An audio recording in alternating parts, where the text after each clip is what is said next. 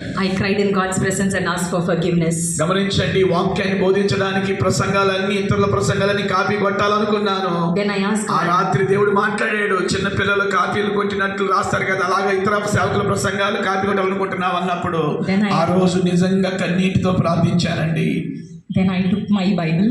నా బైబిల్ తీసుకున్నాను. I asked God. నేను దేవుణ్ణి అడిగాను, Now you tell me what should I speak. ప్రభువా, రేపు 1 గంట సేపు నేను టీవీలో వాక్యం చెప్పడానికి 3 days I wasted.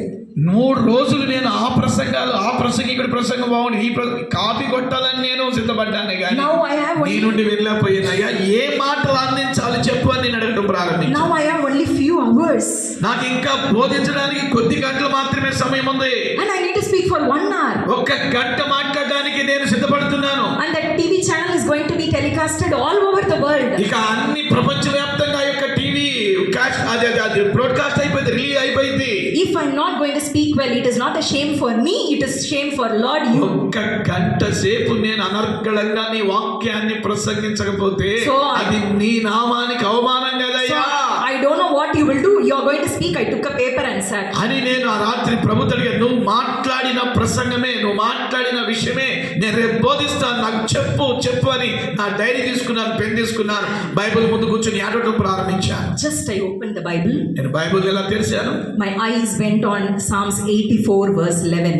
నా యొక్క కన్ను దృష్టి 84వ కీర్తన 11వ చరణం మీద పడింది. No good things God will stop for the upright. 84వ కీర్తన 11వ వచనం. Can you read someone please? దేవుడైన యెహోవా సూర్యుడును తేజమునై ఉన్నాడు.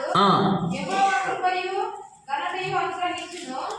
యథార్థంగా ప్రవర్తించు వారికి ఆయన ఏ మేలు చేయక. Psalms 84 last third sentences. Yavarthanu from that.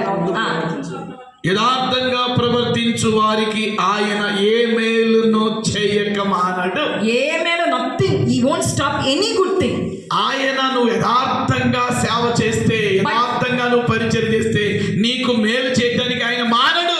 But for whom it is for the person who is walking uprightly. Uthaman. గమనించండి, ఆయన ఉత్తమమైన ప్రతి కార్యమును యథార్థంగా పరిచయం చేసే వాళ్ళకి దేవుడు చేస్తాడు.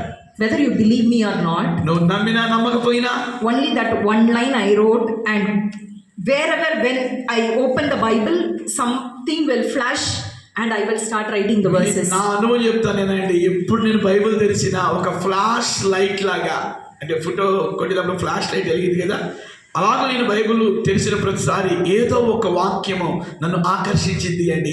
దాని ద్వారా దేవుడు నాతో మాట్లాడతాడు. I spoke only 3 points. మరి ఆ రోజు నేను 3 పాయింట్స్ నేను సిద్ధపరచుకున్నాను. ఫిజికల్ నీడ్, మరి భౌతికపరమైన అవసరతలు, సైకాలజికల్ నీడ్, మరి మానసికపరమైన అవసరతలు, spiritual need, ఆత్మీయ అవసరతలు. That was the first message which I gave, which I remember even now. So మొట్టమొదటిగా ప్రియులారా, అదే దేవుడు నాకు ఏ సందేశం అయితే బయలుపరిచాడో ఆ భౌతికపరమైన అవసరతలు, మానసికపరమైన అవసరతలు, ఆ తర్వాత ఆత్మ సంబంధ అవసరతల మీద ప్రసంగాన్ని ఇచ్చాడు. దానిని 1 గంట సేపు టీవీలో మాట్లాడాను.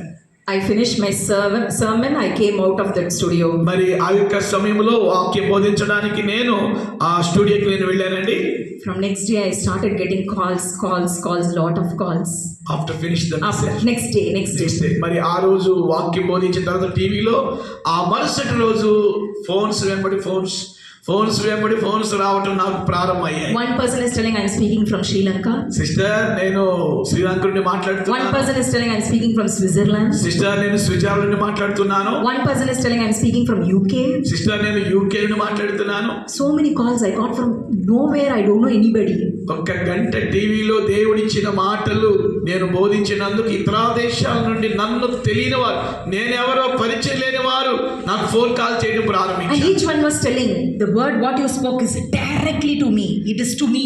వాళ్ళు ఇచ్చిన సాక్ష్యాలు ఏంటో తెలుసా? ఇతర దేశాల నుండి వచ్చిన కాల్స్ వాళ్ళు ఇచ్చిన నాకు సాక్ష్యం ఏంటంటే, మీరు నిన్నటి దినాన ఏ వర్తమానం అయితే టీవీలో మాట్లాడారో ఆ మాటలు నా కొరకే, నా జీవితం కొరకే దేవుడు మీ ద్వారా మాట్లాడాడు. చప్పటి కొట్టండి గట్టిగా. And the studio owner also got the phone, so many calls requesting the sister to talk every Saturday.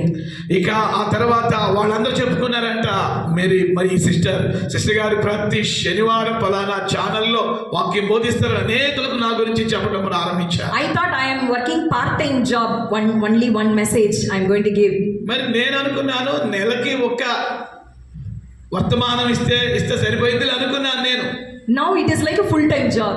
God started giving Saturday you have to speak. ఇప్పుడు ప్రతి శనివారం కూడా వర్తమానాలు టీవీలో వెళుతున్నాయి. Oh, Monday to Friday I will sit with my Bible notes.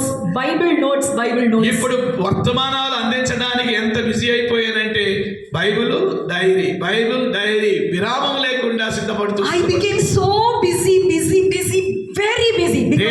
దేవుడు ఎంత busy చేశాడంటే చేతి నిండా సమృద్ధి అయినటువంటి పనినిచ్చాడు. Because I don't know anything here. I don't know anything in the Bible. I used to just read here and there. చెప్పారు కదా sister గారు, she have no like to give message. మరి బైబిల్ కాలేజీలో ఎక్కడ చార్ల ఎలాంటి థియాలజీ లేదు, కానీ పిల్లరా శ్రేష్టమైనటువంటి దేవుని స్వరం ఏంది, దేవుని స్వరం ద్వారా సందేశాన్ని సిద్ధపరుస్తూ దేవుడు ఈరోజు చేతి నిండా పరిచర్య టెలివిజన్ లో అంత మాత్రం కాదు భౌతిక పరంగా అనేక స్థలాల్లో దేవుడు వాడుకుంటున్నాడు. That time I understood. ఆ రోజు This is నాకు my అర్థమైంది. calling. This is my calling. ఇది నా పిలుపు. But I asked God one question.